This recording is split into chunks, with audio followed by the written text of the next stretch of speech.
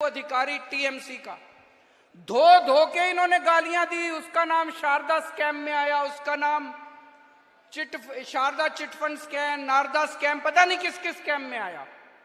वो बीजेपी में आ गया, उसके सारे स्कैम पाप धुल गए। बीजेपी में आने के बाद सारे पाप धुल गए।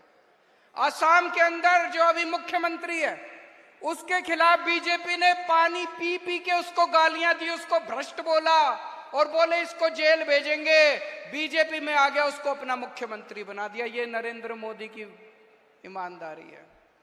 इनका अपना कोई भ्रष्टाचार करे उसके खिलाफ कोई एक्शन नहीं लेते। कर्नाटक में इनकी सरकार थी, कहते थे 40% कमीशन वाली सरकार है कि हर काम में 40% कमीशन खाती है। एक आदमी, एक बीजेपी का नेता कर्नाटक में जेल नहीं गया इनका। गुजरात में रोज इतने करप्शन हो रहे हैं, इतने घोटाले हो रहे हैं, एक आदमी जेल नहीं जाता इनका।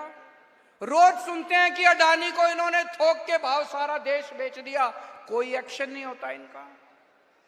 तो इनका क्या मकसद है? केवल और केवल सीबीआई और ईडी को इस्तेमाल करके दूसरी पार्टियों के नेताओं को तोड़ के अपनी पार्टी के अंदर लाना। कोई ईमानदार नहीं है नरेंद्र मोदी, कोई भ्रष्टाचार के खिलाफ जंग नहीं छेड़ रहे हैं।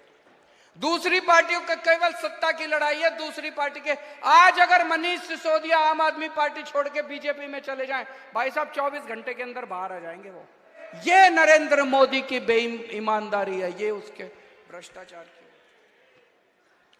अब प्रधानमंत्री जी को यह लगने लगा है कि मैं लोकसभा चुनाव हार रहा हूं। पूरे देश के अंदर बेरोजगारी, महंगाई, भ्रष्टाचार, लोग बहुत दुखी हो चुके हैं। घर का खर्चा नहीं चल रहा। कब तक जुमलेबाजी से घर का खर्च, कब तक परिवार चलेगा?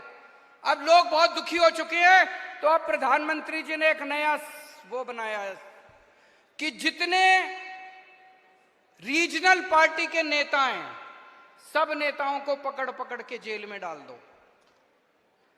जब रीजनल पार्टी का नेता जेल में जाएगा, चुनाव के पहले उनकी पार्टी के लिए कैंपेनिंग करने वाला कोई नहीं बचेगा और वहां पे बीजेपी स्वीप कर जाएगी चुनाव। तो केवल मेरा नहीं कि केजरीवाल को जेल में भेज देते हैं, आम आदमी पार्टी चुनाव कैसे करेगी, केजरीवाल प्रचार कैसे करेगा? ममता बनर्जी को प्लान बना रखा है, ममता बनर्जी को जेल में भेज देते हैं, पश्चिम बंगाल में बीजेपी स्वीप कर जाएगी।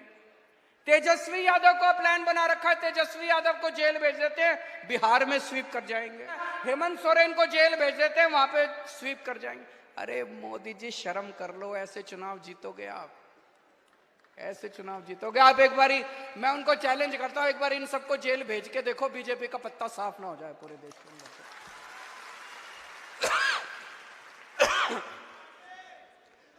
हम लोग जेल जाने से नहीं डरते। जेल हमारे लिए भूषण है। एक क्रांतिकारी के लिए जेल भूषण होती है। हम लोगों को जेल का कोई डर नहीं। अंदर ठीक ठाक इंतजाम होता है। आप भी कभी जेल जाओ तो चिंता मत करना। अगर भगत सिंह इतने दिन जेल रह सकते हैं, मनीष सिसोदिया 9 महीने जेल रह सकता है, सतिंदर जैन 1 साल जेल रह सकता है, तो मेरे को जेल जाने का फर्क नहीं पड़ता।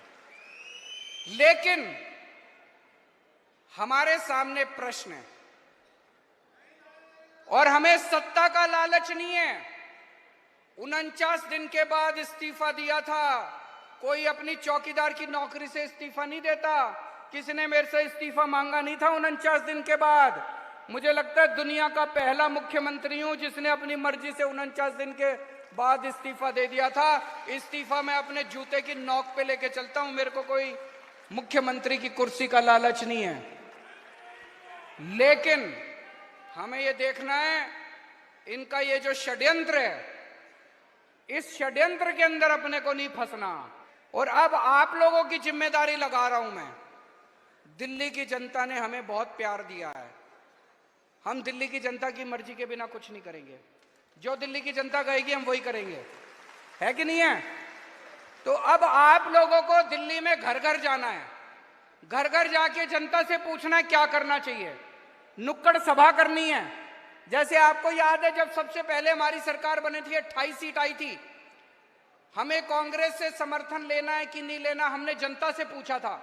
जनता ने कहा ले लो, हमने ले लिया। अभी ये भी एक वैसा ही, हम दोराहे के ऊपर खड़े हैं, पार्टी दोराहे के ऊपर खड़ी है। आप लोगों को घर घर जाना जाएंगे, सब लोग समय देना पड़ेगा, मेहनत करनी पड़ेगी। अगले 10 से 15 दिन के अंदर हमें पूरी दिल्ली छान मारनी है, घर घर में जाना है। यही लोकसभा के चुनाव का प्रचार है। एक एक घर में जाके इनकी बीजेपी की और नरेंद्र मोदी की पोल खोलनी है आपको, एक एक घर में जाके नुक्कड़ सभाएं करनी है, उनके अंदर इनकी जहां एक ही जगह मिले ग्रोसरी का हर सामान। Amazon